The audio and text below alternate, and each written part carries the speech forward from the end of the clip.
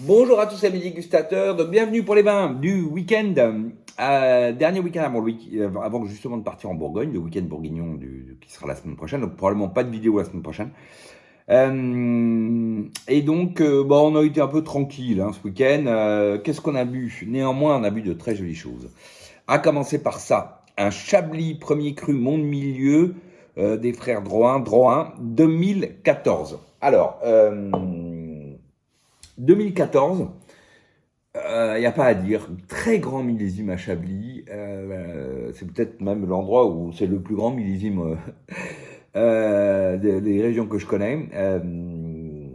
Et ce vin est absolument magnifique. Très très beau nez, très chablisien. On attaque sur la pomme golden un peu. Ensuite, on a les notes classiques, un peu foin humide, champignons, mousseron qui évolue sous bois. Avec ce côté un peu foin humide là, très classique de Chablis. Une pointe légèrement tourbée par moment, puis on repart sur le côté un peu plus silex, amande, calcaire, coquille d'huître quoi. Voilà. Dans le fond, avant que tu arrives à un côté un peu aussi beurré, qu'on va retrouver en bouche, avec une bouche qui attaque droite, tendue, salivante, mais bien enrobé, avec ce côté un peu beurré, mais tout d'un coup, voilà, ça prend de la profondeur, c'est salivant, c'est salin presque, c'est frais évidemment, jolie fraîcheur, et une finale donc fraîche, mais bien enrobée, tonique, profonde, longue persistance. Waouh, avec tout ça, avec les grands marqueurs de Chablis, donc le côté un peu mousseron champignon, coquille d'huître, le fond coquille d'huître. Bref, très joli vin que ce Chablis Monde Milieu 2014 de Drouin. Ensuite, on a continué l'ouverture des 2020 avec ça. Un Pommol Château Rouget, donc 2020.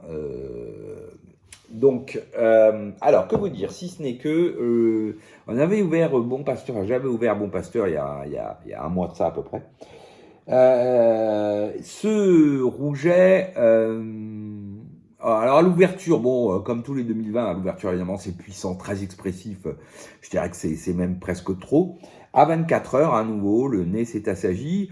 On est sur la prune, puis très vite le coulis de fruits rouges, la fraise. On a des notes assez marquées là, épices. Euh, Épices, alors typé cèdre, bien sûr, bois de santal, presque avec un petit côté mentholé, mais vraiment, non, cèdre, bois de santal. Par contre, on a un petit peu plus le côté boîte à cigares sur un fond, on va dire cacao, qui à 24 heures se teinte quand même d'un côté vanillé. Voilà. Donc, alors, qui est à la fois, c'est pas du tout outrancier cet élevage, mais il est bien présent. On a une bouche assez structurée sur ce rouget, puissante, large, robuste, de la profondeur, des tanins soyeux, denses, euh, voilà, qui en impose, finale qui en impose, assez puissante, profonde. C'est à la fois presque un peu brut, j'allais dire, par rapport au Bon Pasteur, sur prune, coulis de fruits rouges mûrs, les notes effectivement d'un côté cèdre, bois de santal, bois précieux, et un côté boîte à cigares qui commence déjà à arriver, sur un fond effectivement cacao, et puis un petit côté vanillé, oui, qui est là, qui est présent, bien fondu dans l'ensemble, mais on a cette petite composante un peu vanillée qu'on avait moins, je trouve, dans enfin, ouais, dans le côté Bon Pasteur. Donc la différence, c'est, je dirais, un petit peu plus brut, structuré, un petit peu plus rond, harmonieux côté Bon Pasteur. Le petit côté un peu canaille de Bon Pasteur qui ressortait plus que là où on est un peu plus structure, voilà, posé dans ce rouget. Voilà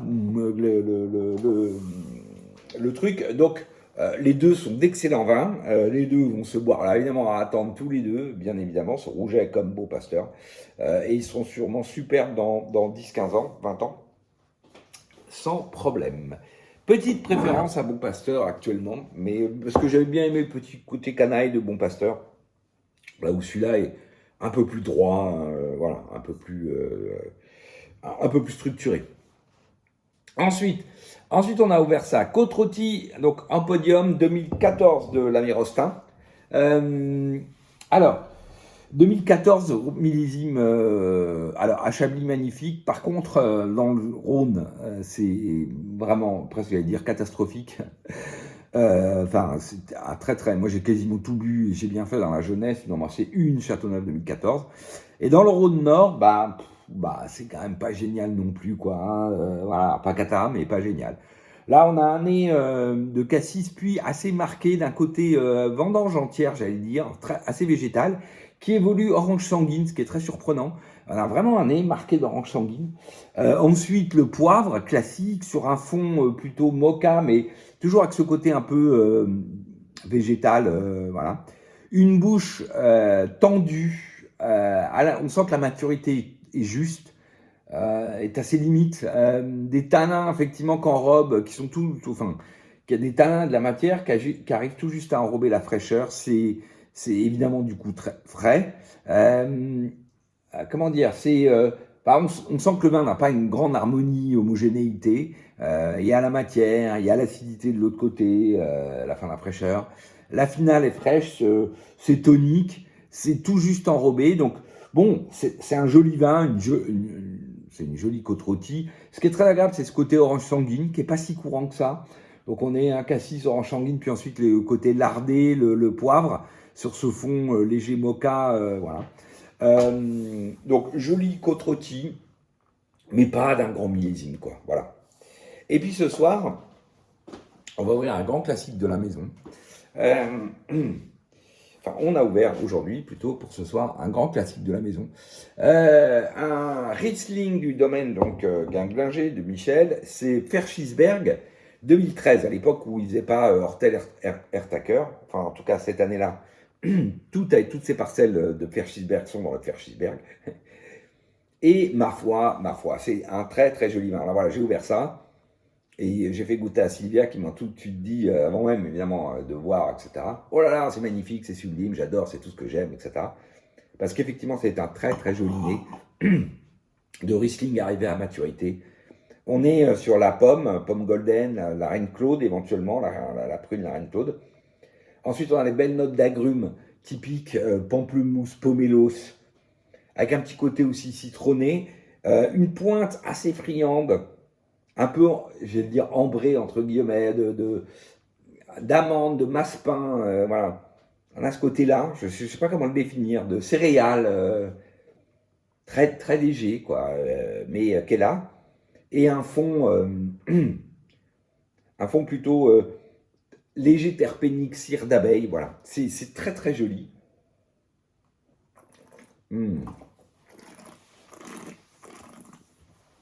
Ensuite, on a une bouche droite, tendue, beaucoup de tension, de la profondeur, belle matière ronde qui enrobe ça, qui vient, voilà, qu'enrobe l'ensemble. C'est profond. La finale est fraîche, elle est salivante, là, je salive. Elle est saline presque aussi, comme dans le Chablis. Et puis avec une très jolie persistance. On est toujours sur effectivement la pomme golden, le côté un peu reine Claude, puis ensuite les notes un peu plus amères, nobles du pamplemousse. Un petit côté aussi citronné quand même, hein, qui donne ces côtés un peu salivants là. Et puis ce côté un peu massepain, amande, voilà, céréales, mais massepain, parce qu'il y a un petit côté friand, amande et fruits confits, quoi. Et ce fond, donc léger cire d'abeille, voilà, c'est très joli, c'est très bon, c'est régalé, on va se régaler, et voilà. Et j'espère que vous aussi, vous allez vous régaler cette semaine. Donc a priori, pas de vidéo la semaine prochaine, sauf si j'ai le temps de vous raconter les dégustations du millésime 21 en Bourgogne, mais j'en doute. Et je vous dis donc à dans 15 jours. Allez, salut!